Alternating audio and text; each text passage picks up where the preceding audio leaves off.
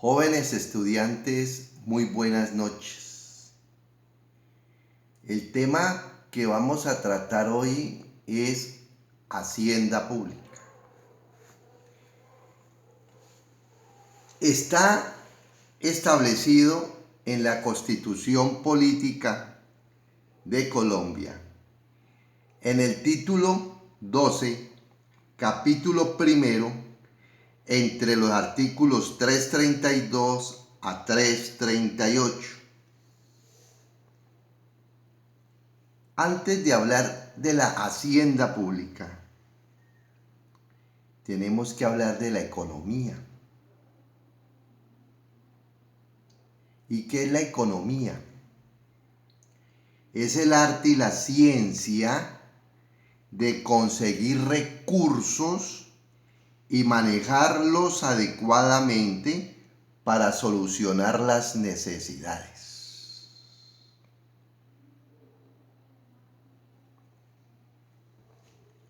Ahora, cuando a nosotros nos nombran la palabra hacienda,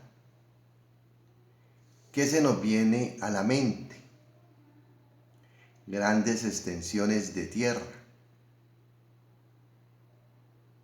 Sí, porque inicialmente, cuando estábamos viendo las diferentes etapas en las que ha pasado la sociedad desde el origen del hombre, en su etapa primitiva, cuando empezó la esclavitud, cuando unos hombres fueron sometidos por otros y se apoderaron de sus tierras y sus productos, cuando se apoderaron lo que se denomina de la plusvalía, o sea, el excedente. Plusvalía significa el excedente.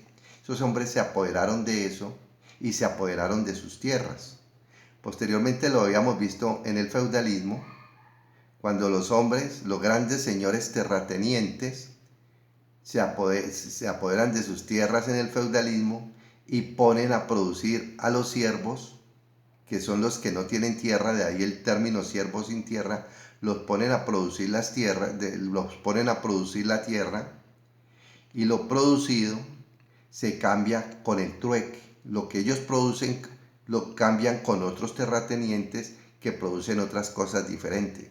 Y los siervos sin tierra trabajan y vivían en el mismo sitio donde laboraban. Posteriormente, en la sociedad capitalista vemos que los medios de producción se quedan en manos de los particulares y el trabajador recibe un salario por esa actividad a realizar. Entonces, vamos a ver lo que entendemos por hacienda. Y vemos que la hacienda proviene del latín facienda. La etimología del vocablo es muy amplio. Tiene diferentes significados, tiene diferentes conceptos. El concepto puede ser contable, puede ser jurídico, concepto público. Hacienda, nos dice el diccionario,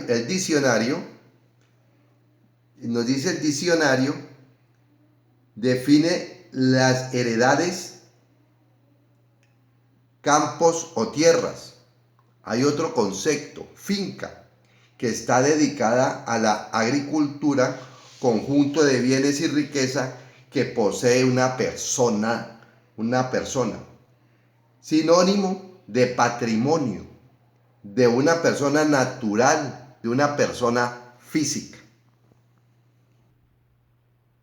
Ahora, el uso más frecuente es para referirse al patrimonio estatal, donde se conoce como hacienda pública, que son políticas económicas, comercio, acuñación de monedas, presupuesto, recaudo y distribución de rentas nacionales, departamentales, municipales.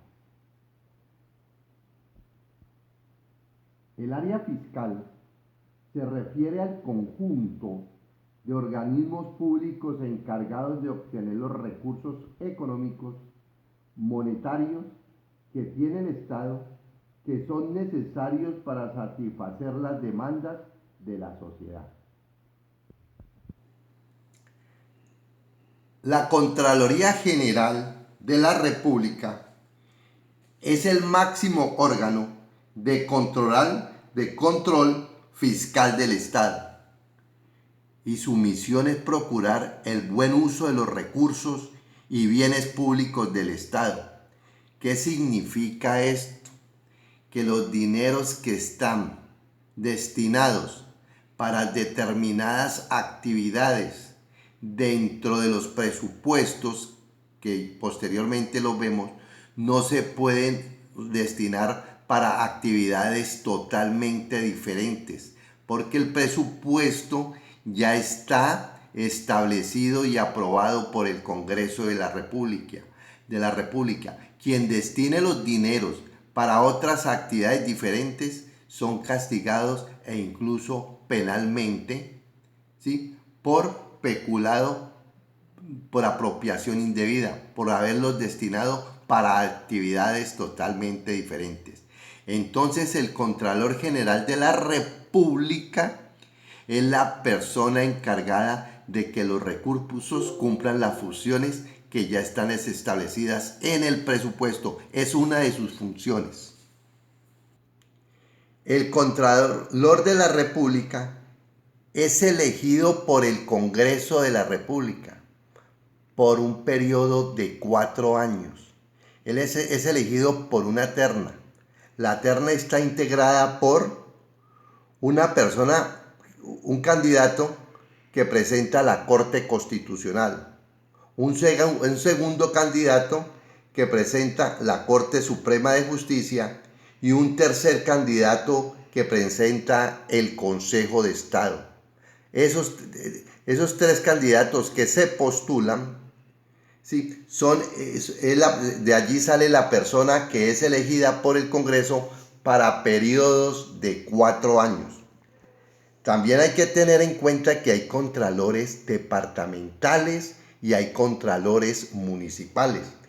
El contralor departamental es elegido por la asamblea del departamento en ternas presentadas, uno por el Tribunal Superior y otro por el Tribunal de lo Contencioso Administrativo. ¿Quién lo elige? La asamblea del departamento elige al contralor departamental. También hay un contralor municipal. Ese contralor es elegido por el Consejo Municipal para un periodo igual al de los alcaldes, por terna integrada por 2 candidatos. Estos 2 candidatos son uno que presenta el Tribunal Superior del Distrito Judicial y el otro candidato por el Tribunal de lo Contencioso Administrativo, que ejerce jurisdicción en el mismo municipio.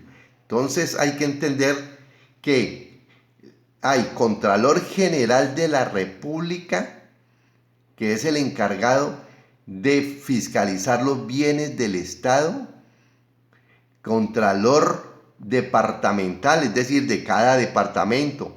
Valle tiene su Contralor departamental, Nariño tiene su Contralor departamental, Cundinamarca tiene su Contralor departamental, Antioquia tiene su Contralor departamental y el Contralor municipal, es decir, el Contralor de cada municipio, de cada ciudad. Cali tiene su Contralor, Medellín tiene su Contralor municipal, Bogotá tiene el propio, Barranquilla tiene el otro, Santa Marta tiene otro.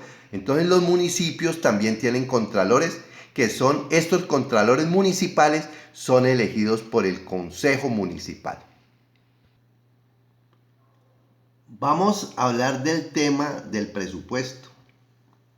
Muchas veces en la clase les he recalcado sobre el presupuesto y les he hecho mucho énfasis sobre este tema, ya que es muy importante para nuestras vidas.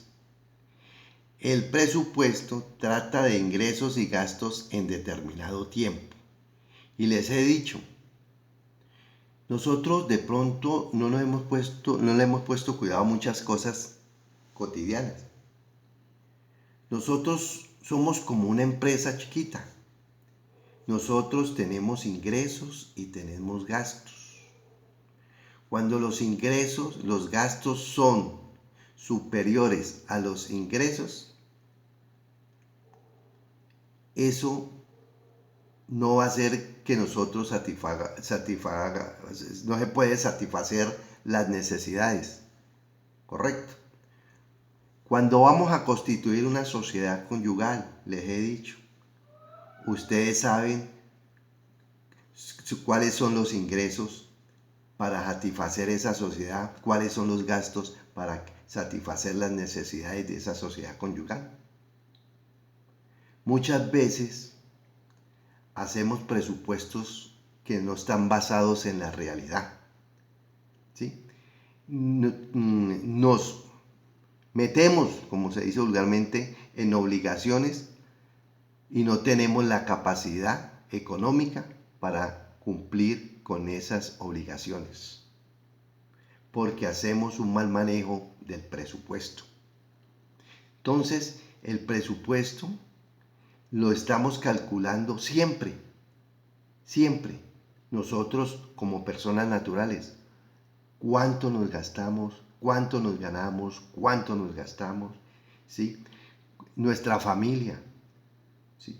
Cuáles son los ingresos, cuáles son los egresos, la pareja, la sociedad conyugal, cuáles son los ingresos, cuáles son los egresos. Y ante la insatisfacción por no cumplir las necesidades, vienen los conflictos familiares, vienen los conflictos de pareja y hay que acabar con esos grupos sociales, con esas sociedades que hemos constituido. Por eso yo les decía, el matrimonio es una empresa, ¿sí? El matrimonio es una empresa, ¿sí? El matrimonio es una empresa, ¿sí?, basada en los principios económicos. Ya teniendo claro esta situación, vamos a hablar del presupuesto. Primero, demos un concepto o unos conceptos sobre lo que es el presupuesto para luego hablar del presupuesto público. El presupuesto es un conjunto de ingresos y gastos previstos para determinado tiempo y se expresan en términos financieros. De ahí el concepto que les había dicho de lo que era la economía, ¿no? El presupuesto es cálculo anticipado sobre algo.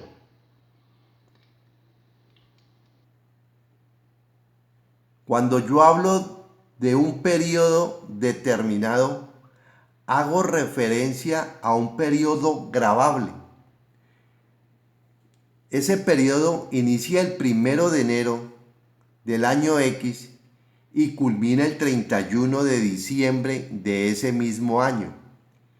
Se hace durante este periodo con la finalidad que lo presupuestado se ejecute de manera eficaz y eficiente. El próximo tema es el presupuesto del Estado.